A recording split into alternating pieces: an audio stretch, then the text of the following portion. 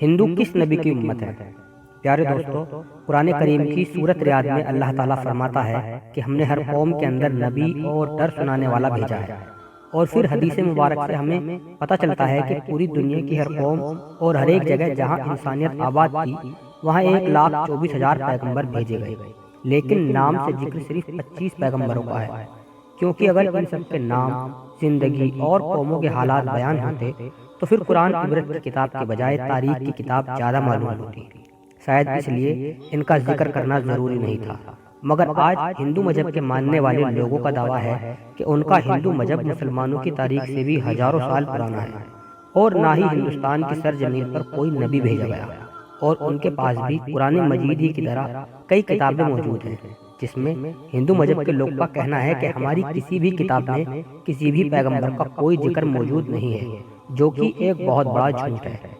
اور سورۃ الانبیاء آیت نمبر 107 کے اندر اللہ فرماتا ہے کہ ہم نے آپ کو تمام جہان کے لیے یعنی قیامت تک کے انسانوں کے لیے ہدایت بنا کر بھیجا، جس کا مطلب ہے کہ اس میں ہندوستان کی سرزمین بھی شامل ہے۔ تو پھر ہندو مذہب کے ماننے والے اس کا انکار کیوں کرتے ہیں؟ اگر ہندوستان کی سرزمین پر کوئی نبی واقعی نہیں بھیجا گیا تو پھر یہ قوم کیسے آباد ہوئی؟ آئیے اس سوال کا جواب تاریخ سے جاننے کی کوشش کرتے ہیں، اور ایسے سوال کے جواب جانتے ہیں جو تمام ہندو پنڈت اسکالر دنیا سے چھپاتے ہیں۔ ہندو مذہب کے ماننے والوں کا یہ دعویٰ ہے کہ یہ دنیا کا سب سے پرانا مذہب ہے، اتنا پرانا کہ جب اسلام یا مسلمان لفظ کا وجود تک ہی موجود نہیں تھا، جو کہ صحیح بھی ہے، کیونکہ کفر اور شرک کی شروعات تو اسی دن سے ہو گئی تھی جب حضرت آدم علیہ السلام کے بیٹے قابل نے حابیل کو قتل کیا تھا اور ان سے الگ ہو کر کفر اور شرک کے اندر مبتلا ہو گیا تھا۔ اور تاریخ اس بات کی بھی گواہ ہے کہ حضرت ابراہیم علیہ السلام کی قوم بھی بت پرست تھی،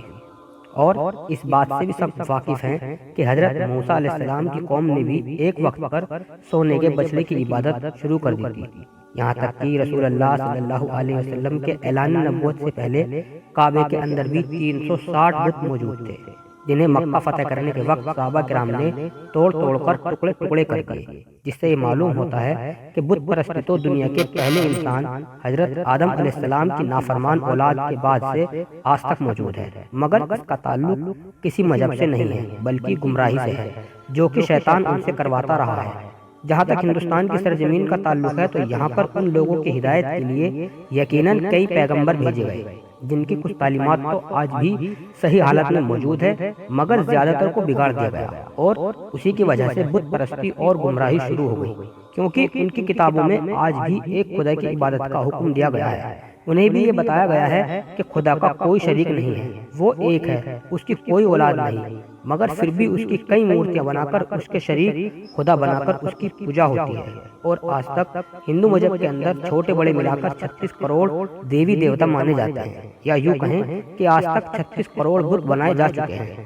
ہندو اسکالر کا یہ دعویٰ ہے کہ اسلام کی شروعات آج سے 1400 سال پہلے ہوئی، اور ہندو مذہب دنیا کا سب سے پرانا مذہب ہے، اس لیے اسلام کا ہندوستان کی سرزمین سے کوئی تعلق نہیں، مگر یہ کم عقل اس بات کو نہیں جانتے کہ دنیا کا پہلا پیغمبر ہی ہندوستان کی سرزمین پر اتارا گیا تھا۔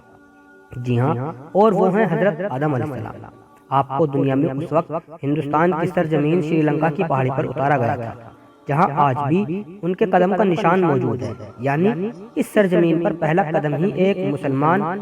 پیغمبر نے رکھا تھا، جس کا مطلب صاف ہے کہ اسلام کی شروعات عرب سے نہیں بلکہ ہندوستان سے ہوئی، اور مسلمان لفظ کا مطلب ہے اپنی خواہشوں کو رب کے حوالے کرنے والا اور اس کا حکم ماننے والا انسان۔ اب حیرت انگیز کرنے والی ایک بات یہ بھی ہے کہ آدم سنسکرت زبان کا لفظ ہے، جو کہ ہندوستان کی سرزمین کی زبان ہے، نہ کہ عرب کی زبان، اور سنسکرت میں آدم کا مطلب ہے پہلا، شروعاتی یا اصلی، اور آدم علیہ السلام کو قدیم سنسکرت کی کتابوں کے اندر منو کہہ کر پکارا گیا ہے۔ اگر ہندو کسی طرح سے ان کے وجود کا انکار کرنے کی کوشش کرے تو ایسا بالکل ناممکن ہے، کیونکہ انہی کی مقدس کتاب رنگ وید اور قرآن میں آدم علیہ السلام کی پیدائش اور فرشتوں کو ان پر سجدہ کرنا، اور آدم علیہ السلام کی پسلی سے حضرت حوا کی پیدائش اور شیطان کا ان دونوں کو بہکا کر جنت سے نکلوانا اور پھر زمین پر اتار دینے کا ذکر صاف طور پر موجود ہے، بالکل ایسے ہی جیسے قرآن پاک کی سورہ بقرہ میں، اور اسی طرح انجیل میں بھی آپ کا ذکر کیا گیا ہے۔ اس کا مطلب اگر ان تینوں دنیا کی سب سے بڑی نایاب کتابوں کے اندر ایک جیسی چیزیں موجود ہیں تو ان کا سورس بھی ایک ہی ہونا چاہیے، یعنی ایک خدا۔ اور ایک خاص بات یہ ہے کہ سری لنکا کی سرزمین سے ہندوستان کی سرزمین کو جوڑنے کے لیے قدرتی پل آج بھی ہزاروں سال سے پانی کے درمیان موجود ہے، جس کا بننا کوئی اتفاق نہیں۔ اب سب سے اہم سوال یہ ہے کہ ہندوستان کی سرزمین پر جس بھی پیغمبر کو بھیجا گیا ہوگا، کیا اس کے بارے میں ہمیں تاریخ میں کچھ ثبوت ملتے ہیں؟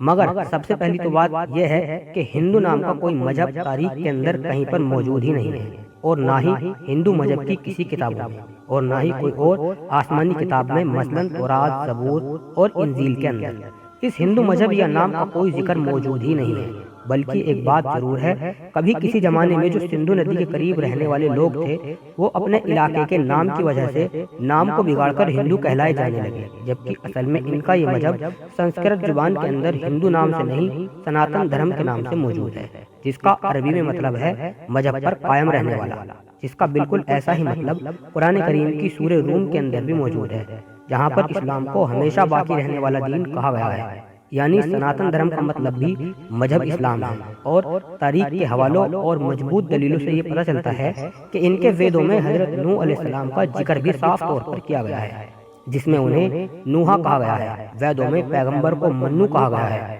اور نوح علیہ السلام کو بڑے سیلاب والا منو کہہ کر بیان کیا گیا ہے، اور ان کی کشتی سے لے کر سیلاب تک کا تمام واقعہ تفصیل سے موجود ہے، جیسے کہ قرآن کی سورت ہود کے اندر بھی یہ بیان ہے۔ اور ویدوں میں لکھا ہے کہ جب بڑے سیلاب کے بعد دنیا پھر سے آباد ہوگی تو میں ان ویدوں کو نافذ کروں گا، اور قرآن کے اندر بھی حضرت نوح کے طوفان کے بارے میں بیان کیا گیا ہے، اور یہ بھی بتایا گیا ہے کہ اس منو کو خدا نے کشتی بنا کر اس کے اندر جاندار کو سوار کرنے کا حکم دیا، جس کے بعد ایک عظیم طوفان آیا جس میں ہندوستان کی سرزمین پر زندگی کو ختم کر دیا۔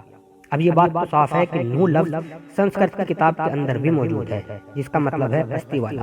جو کہ عربی زبان کے اندر بھی ہے۔ ان سب باتوں سے ایک بات بالکل آئینے کی طرح صاف ہے کہ ہندوستان کی سرزمین اور نوح علیہ السلام کے درمیان ایک تعلق موجود ہے، اور طوفان کے بعد جن ویدوں کو نافذ کرنے کو کیا گیا تھا وہ حضرت نوح علیہ السلام کی تعلیمات تھی، جو طوفان کے بعد ہندو سرزمین پر ان کے بیٹے کی نسل سے آگے پھیلنا شروع ہوئی۔ اس کے بعد اس قوم نے گمراہ ہو کر بت پرستی کرنا شروع کر دی، اور تاریخ کے حوالوں سے ہمیں یہ پتہ چلتا ہے کہ نوح علیہ السلام کی قوم کے جیسے دیوی دیوتاؤں کی پوجا کرنے کا طریقہ دنیا میں کہیں اور موجود نہیں تھا۔ اور قرآن کریم میں نوح علیہ السلام کی قوم کو سابی کہا گیا ہے، جو عراق کی سرزمین کو کہتے ہیں، جہاں پر صرف حضرت ابراہیم علیہ السلام پیدا ہوئے تھے، جن کی قوم یہی مشرک تھے، جنہوں نے نوح علیہ السلام اور ان کے درمیان آنے والے تمام انبیاء کی تعلیمات کو یا تو بدل دیا تھا یا پھر بھلا دیا تھا، اور انہی کی پوجا کیا کرتے تھے۔ اس کے علاوہ یہ فرشتوں کی عبادت کیا کرتے تھے، اس لیے خدا کے ساتھ ساتھ فرشتوں کی مورتیاں بھی بنا کر انہیں بھی خدا کا درجہ دینا شروع کر دیا، بالکل ایسے جیسے ہر بڑے کام پر اللہ نے فرشتوں کو مقرر کیا ہے، اور وہ ہر بڑے کام پر اللہ کی طرف سے پابند ہیں۔ اسی طرح ان لوگوں نے ہر کام کروانے کے لیے ایک الگ الگ خدا کی مورتیوں کی صورت میں بنا دیے۔ یہ لوگ ستاروں اور آگ کے بھی پجاری تھے، اس لیے آج بھی ہندو قوم ستاروں کے علم کے اندر اتنا یقین رکھتی ہے، اور آگ کی بھی پوجا کرتی ہے، اور اسے مقدس جانتی ہے۔ مگر سب سے اہم سوال یہ ہے کہ یہ سب جان کر بھی اور اپنی کتابوں کے اندر صاف طور پر ایک خدا اور پیغمبروں کی تعلیمات کو دیکھ کر بھی ہندو قوم ان کا انکار کیوں کرتی ہے؟ کیوں نہیں مانتی کہ اللہ کے وعدے کے مطابق ان کی قوم کے اندر بھی اللہ کا پیغام اتارا گیا ہے، انہیں بھی ڈر سنایا گیا ہے؟ اس بات کو سمجھنے کے لیے آپ کو صحیح بخاری کی ایک حدیث مبارکہ کے بارے میں جاننا ہوگا۔ حضرت ابو سعید خدری رضی اللہ تعالیٰ عنہ سے روایت ہے کہ رسول کریم صلی اللہ علیہ وسلم نے فرمایا، قیامت کے دن جب حضرت نوح علیہ السلام اور ان کی قوم کو بلایا جائے گا، اور اللہ تعالیٰ نوح علیہ السلام سے یہ سوال کرے گا کہ کیا آپ نے اپنی قوم تک میرا پیغام پہنچا دیا تھا؟ تو حضرت نوح علیہ السلام فرمائیں گے کہ بے شک میرے مالک۔ اس کے بعد نوح علیہ السلام کی قوم سے پوچھا جائے گا، کیا نوح نے میرا حکم تم تک پہنچا دیا تھا؟ یہ لوگ انکار کریں گے، نہیں، ہمارے پاس کوئی بھی ڈر سنانے والا نہیں آیا، ہمیں آپ کا کوئی پیغام نہیں ملا۔ اللہ تعالیٰ نوح علیہ السلام سے فرمائیں گے کہ آپ کا گواہ کون ہے؟ وہ فرمائیں گے کہ میرے گواہ حضرت محمد مصطفیٰ صلی اللہ علیہ وسلم اور ان کی امت ہیں۔ پھر تم لوگوں کو پیش کیا جائے گا اور تم لوگ گواہی دینا کہ نوح علیہ السلام نے اپنا پیغام یا اللہ کا پیغام پہنچا دیا تھا، جس کے بعد نبی کریم صلی اللہ علیہ وسلم نے سورہ بقرہ کی آیت 143 پڑھی، اور اسی طرح سے ہم نے تمہیں درمیانی امت بنا دیا تاکہ تم لوگوں پر گواہ رہو اور رسول تم پر گواہ رہے۔ جس سے یہ بات ثابت ہوئی کہ ہندو قوم کبھی اپنے نبی نوح علیہ السلام کی تعلیمات یا کسی اور پیغمبر کو تسلیم نہیں کرے گی، اور ہندوستان کی سرزمین کا اصل مذہب اسلام ہی ہے، جو کہ بگاڑ کی وجہ سے اپنی اصل شکل کھو چکا ہے۔ آج یہ ہماری ذمہ داری ہے کہ ہم ان لوگوں تک اللہ کا پیغام صحیح حالت میں پہنچائیں، کیونکہ ہمارے رسول صلی اللہ علیہ وسلم کو تمام جہان کے لیے رحمت بنا کر اور ڈر سنانے والا بنا کر بھیجا گیا ہے، اور اب قیامت تک کسی رسول اور پیغمبر کو نہیں آنا۔ اس لیے کام اب امت مسلمہ کے ذمے ہے، جس سے قیامت کے روز اس بارے میں سوال کیا جائے گا۔ اور ڈاکٹر ذاکر نائک جیسے لوگوں نے موجودہ دور کے اندر اس کی بہت کوششیں کی ہیں، اور کافی حد تک اپنی تحقیق سے لوگوں کو اللہ کا ڈر سنا کر مسلمان بھی کیا ہے۔ انہوں نے لاجیکل طور پر حقیقت پہنچانے میں کامیاب رہے، مگر افسوس ہمارے ملک ہندوستان نے دین پر مر مٹنے والی شخصیت پر جھوٹے آروپ لگا کر دیش سے باہر کر دیا۔ اور اگر سچ کہوں تو آج کا مسلمان دینی اور علمی میدان میں دنیا سے بہت پیچھے رہ چکا ہے، اس لیے آج دنیا ہم مسلمانوں پر غالب ہو رہی ہے۔ اللہ تعالی ہمیں دین کو سمجھنے کی اور عمل پر رہنے کی توفیق عطا فرمائے، آمین۔ آپ کو یہ ویڈیو پسند آئے تو ویڈیو کو زیادہ سے زیادہ شیئر کریں اور ویڈیو کو لائک بھی کریں، اور اگر آپ نے ہمارے چینل حاجی رئیس آفیشیل کو سبسکرائب نہیں کیا تو مہربانی کر کے اسے سبسکرائب ضرور کر لیں۔ میں آپ کا دوست حاجی رئیس۔